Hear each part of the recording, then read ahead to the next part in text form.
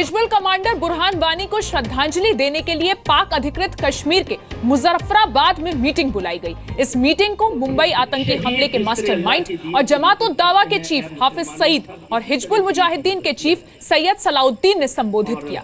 हाफिज और सलाउद्दीन ने एक बार फिर यहां भारत के खिलाफ जहर उगला। और तुम्हारे कदमों को जी मीडिया संवाददाता मनीष शुक्ला इस वक्त हमारे साथ जुड़ गए हैं। मनीष, ये वीडियो कब का है, क्या क्या हुआ इस मीटिंग में?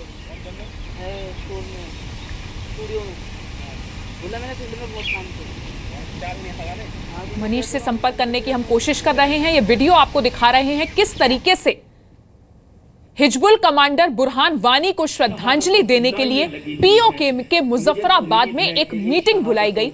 आपको बता दें कि इस मीटिंग को मुंबई आतंकी हमले के मास्टरमाइंड और जमात-उद-दावा के चीफ हाफिज सईद और हिजबुल मुजाहिदीन के चीफ सैयद सलाउद्दीन ने संबोधित किया था और यहां दोनों ने मिलकर एक बार फिर भारत के खिलाफ जहर उगला।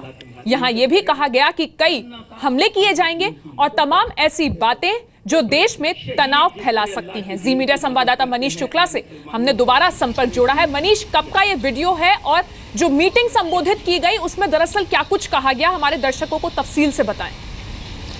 देखिए, बुरहान वानी को जब मारा गया उसके बाद का वीडियो है, यानी ये हो सकता है कि पिछले 48 घंटे के अंदर इस वीडियो को शूट किया गया है। ये वीडियो पाकिस्तान के थ्रू आया हुआ है और इसमें जो बड़ी बात है कि पीओके में ये मीटिंग हो रही है जिसमें सैयद सलाउद्दीन हिजबुल मुजाहिदीन का चीफ और हाफिज सईद दोनों यहाँ पर मौजूद हैं, एक मंच पर मौजूद हैं और दोनों, अगर आप इस वीडियो में देखें तो बुरहान वानी को लेकर के वो बातें कर रहे हैं। वो कह रहे हैं कि कैसे जिस तरीके से मारा इंडियन सिक्योरिटी फोर्सेस ने बुरहान वानी को, उसके बाद इसका बदला लिया जाएगा। लेकिन सबसे बड़ी बात देखिए अदिति, इस केस में हिजबुल मुजाहिदीन एक ऐसा संगठन है जो लोकल जो कश्मीरी लड़के हैं, कश्मीरी लोकल मॉड्यूल्स के बेस पे हिजबुल मुजाहिदीन तैयार है और हाफिज सईद का जो लश्कर तोयबा है उसमें मोस्टली पाकिस्तानी टेररिस्ट हैं।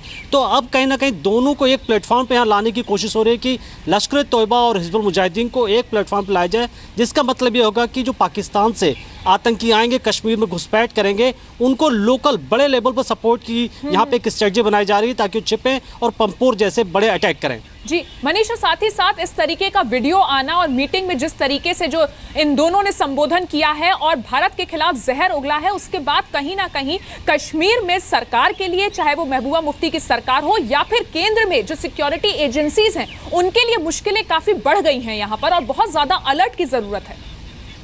जी हाँ, बिल्कुल। और दूसरी देखिए आदित्य की जो स्टोन पेल्टिंग हो रही है, जब पत्थरबाजी हो रही है, ये भी एक स्ट्रेटजी के तहत हो रही है। इसमें हो सकता है कि कुछ परसेंट, 2-4% ऐसे लोग हों जो जेन्युइन आए हों, जिनकी नाराज़गी हो सकती है कि किस तरीके से बुरहान वानी को मारना था।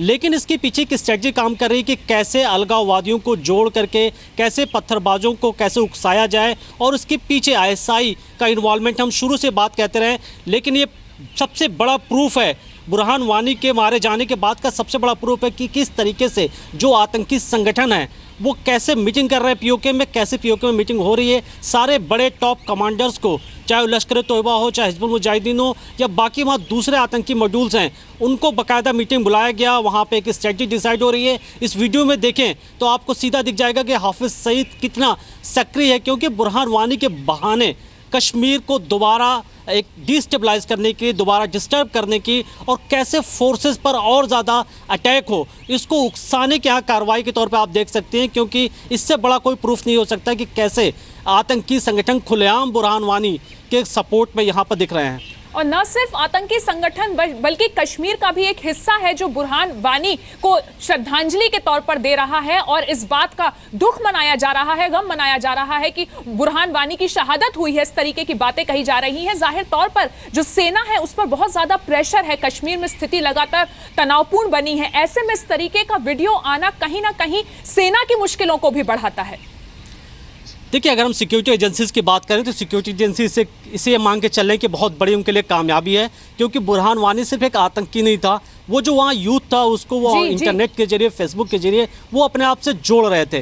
तो यहाँ पर इस सिक्योरिटी फोर्सेस का मनोबल इस वजह से ज़रूर है कि वहाँ थोड़ी लॉ एंड ऑर्डर की प्रॉब्लम है, लेकिन इसके पीछे भी एक बड़ी साजिश हो सकती है अदिति। जो दिखता है, जो भीड़ दिखती है, जो लोग दिखते हैं, जो पत्थरबाजी होती है, इसके पीछे भी एक माइंड गेम होता है। और ये जो माइंड गेम है किस तरीके से सीमा पार पाकिस्तान में इसका पूरा प्लान हो रहा है, इस वीडियो से सीधा साफ दिखता है। जी, बहुत बहुत शुक्रिया मनीष आपका इस पूरी जानकारी के लिए। और इस बीच केंद्रीय मंत्री जितेंद्र सिंह कुछ कह रहे हैं, आपको वो सुनाते हैं। इसमें तो कोई संदेह नहीं है और समय समय पर भारत की ओर से ये प्रमाण भी रखे गए हैं कि विदेश से और पाकिस्तान की मट्टी से इस प्रकार के आतंकवाद को प्रोत्साहन दिया जाता है, दिया जाता रहा है।